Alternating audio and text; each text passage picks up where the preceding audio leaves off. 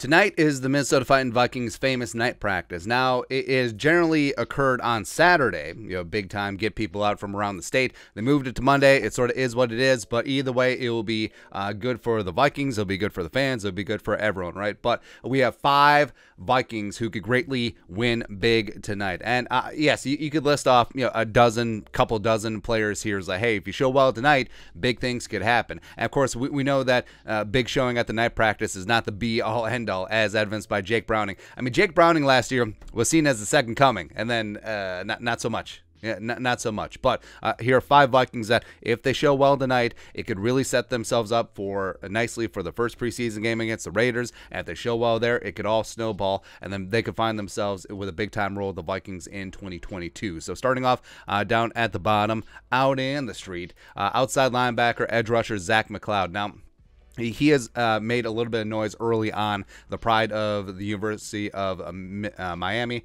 him coming in from the U as a UDFA, and he quickly ascended, getting some second-team reps ahead of guys like Janarius Robinson, like fellow UDFA Luigi Villain. So I do think that McLeod, if he shows well tonight, especially in one-on-ones as well as full-team drills, 11-on-11s, maybe he gets a little bit of an edge in the outside linebacker competition, because obviously it's Daniil, it's Zadarius, it's Wanham, as well as Patrick Jones second is in there as well. But I do think that McLeod could compete with guys like Andre Mincy, guys like Janarius Robinson, really pushing at minimum practice squad. I think that's his floor right now. Maybe he finds his way onto the 53-man roster, which would really be impressive, since he really has only been a full-time edge rusher for about 2 years. Next up, guy who could win number 4. Winner number 4. I don't know. With a big showing tonight at Monday night practice. You got wide receiver, punt returner Jalen Naylor. Now, night practice, they're going to have extended 11-on-11s. All 3 teams are going to get some work. Also, there's going to be an extended special teams area. So Naylor, who has been in the thick of the punt return competition, I think really is him and Amir Smith-Marset. But Speedy Naylor, he's had some great highlight reel plays, especially on one-on-ones against Andrew Booth. That videos went quasi-viral. But if he shows really well, work with the 2s, working with the 3s on offense, as well as if he busts out a punt return or 2, I think that could really set him up for the rest of preseason, and I think that it could really secure his spot both as a punt returner as well as in the wide receiver 5-6 competition, because punt returner, that's whatever. But I do think that the wide receiver competition is extremely THICC thick right now, because obviously it's Jefferson, Thielen, KJ. I think Amir Smith-Marset is penciled in as wide receiver 4, but what's going to happen with wide receiver 5-6? Jalen Naylor is in there with guys like Diamond Danchasena, guys like Tristan Jackson, guys like Albert Wilson, the veteran, guys like Mitchell as well. So, I mean, it's really tough. It's going to be a really tough competition, and night practice is going to be one of the first times under the lights in front of all the fans that these guys are going to have a chance to really separate.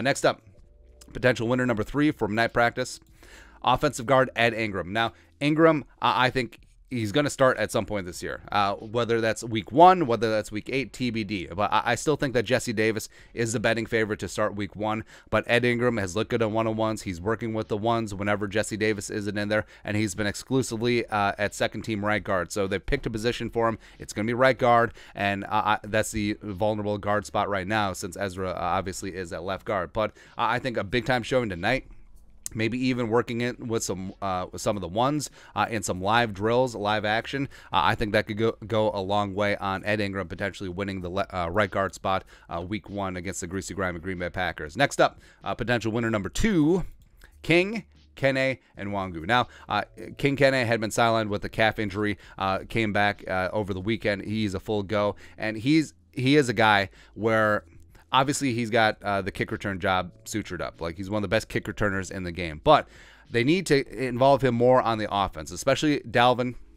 So in recent years, you could question whether Dalvin's usage had ground him down and maybe opened him up to some potential injury. Sure.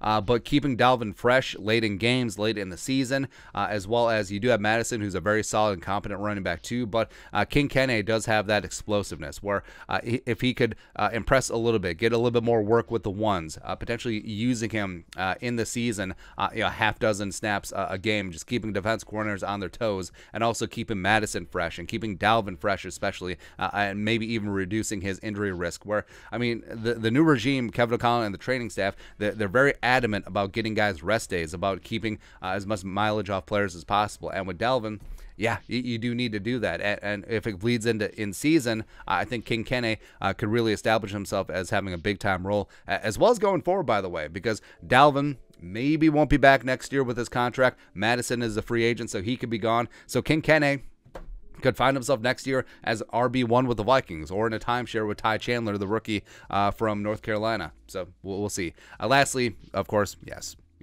Kellen Mond.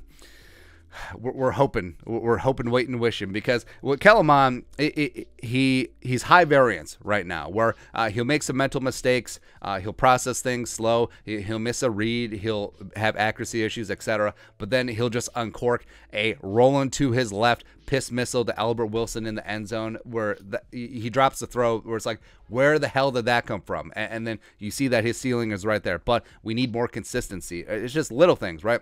Getting lined up, fielding the shotgun snap cleanly, hitting your first read, doing this, doing that, where he has that potential. But essentially, this is his rookie year. I mean, he had setbacks last season, never got the time of day, but essentially treat him as a rookie this year. Of course, rookies are going to have their growing pains and highs and lows, but big-time showing tonight.